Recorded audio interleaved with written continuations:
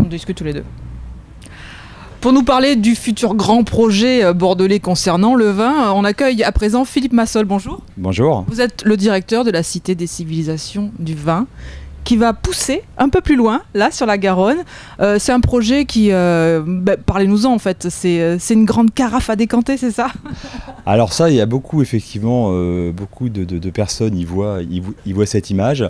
Dans l'idée de l'architecte, c'est pas ça au départ. C'est plus l'endroit où il y a le nœud sur ce pied de vigne où se fait la greffe, qui est très rugueux, et puis c'est lissé dans son imaginaire parce que le vin qui coule dans un verre, c'est très lisse, il n'y a pas de couture.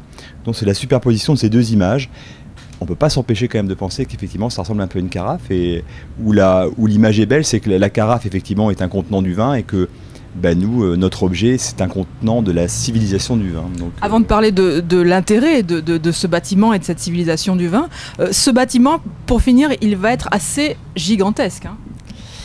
Il va être assez haut par rapport au paysage de Bordeaux actuel. Il sera voisin des piles du pont Chaban-Delmas, qui sont à 75 mètres de haut. Nous, il sera à 55, donc il sera légèrement en dessous. Et je pense que c'est important que Bordeaux voit maintenant se créer des aspérités dans son paysage, parce qu'il y a une projection qui se fait dans le XXIe siècle, et qu'il y a besoin de modernité en architecture. La ville est magnifique, c'est le 18e, mais il y a besoin, je pense, pour demain être une grande capitale européenne, d'avoir d'autres gestes architecturaux, et dont certains qui vont effectivement monter. Donc on l'a face à nous, en fait. Oui. On a compris que le bâtiment serait assez impressionnant, mais alors quelle sera son utilité, en fait? Alors, toutes les activités qu'on va y retrouver vont être l'occasion de faire un grand voyage, à la fois dans le temps et dans l'espace, à la découverte donc de ce qu'on a appelé les civilisations du vin. Donc, pour arriver, nous, à séduire un public le plus large possible, qui va aller des classes maternelles jusqu'à nos seniors plus, on passe par un parcours permanent avec une vingtaine de modules où on va être très multimédia, beaucoup de décors, très immersifs. À chaque fois, je dirais, une étape, une histoire qui nous raconte ces civilisations du vin. Un espace expo temporaire où là, ça va être l'occasion effectivement de rentrer la dimension artistique en l'associant à celle du vin. Des ateliers qui vont aller de l'école du goût et les arômes justement pour les petits.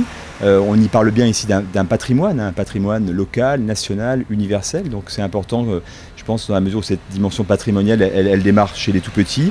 Des ateliers pour les plus grands, avec des ateliers très multisensoriels, un salon de lecture, et puis des restaurants, des bars, des boutiques, et un auditorium qui sera l'occasion, c'est assez important, il y a beaucoup de productions de films, documentaires ou des fictions qui sont faites sur les civilisations du vin à travers le monde, mais il n'y a aucun lieu de projection permanente. On veut être ce lieu. Alors un bâtiment effectivement de pluralité culturelle autour de ces civilisations. La date de livraison des travaux, la mise en place et l'inauguration, quelles sont les dates? Alors, coince là peut-être. Date de fin des travaux, aujourd'hui elle est contractuelle, c'est le 31 mars 2016. Dans les travaux, il y a également l'aménagement, donc il y aura beaucoup de choses de faites.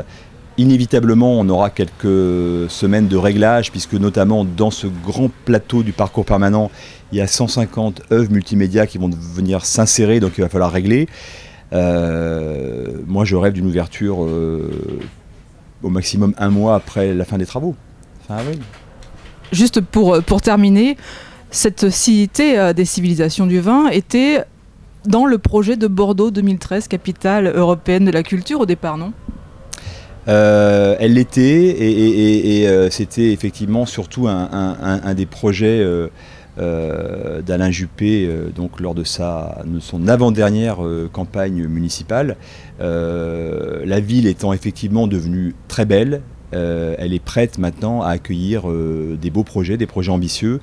Elle ne l'était pas il y a 15 ans, je dis ça parce que il y a 15 ans, moi j'ai vu en arrivant passer effectivement des études, mais la ville n'était pas prête. Quand on voit aujourd'hui ce qui va sortir de terre, je pense que l'image d'il y a 15 ans de cette ville qui était très noire, elle ne pouvait pas accueillir une cité des civilisations du vin telle qu'elle est aujourd'hui. Donc le temps est passé, la ville a changé, et la ville était prête, et avec un maire en plus qui a été et qui est toujours extrêmement actif pour aider cette réalisation.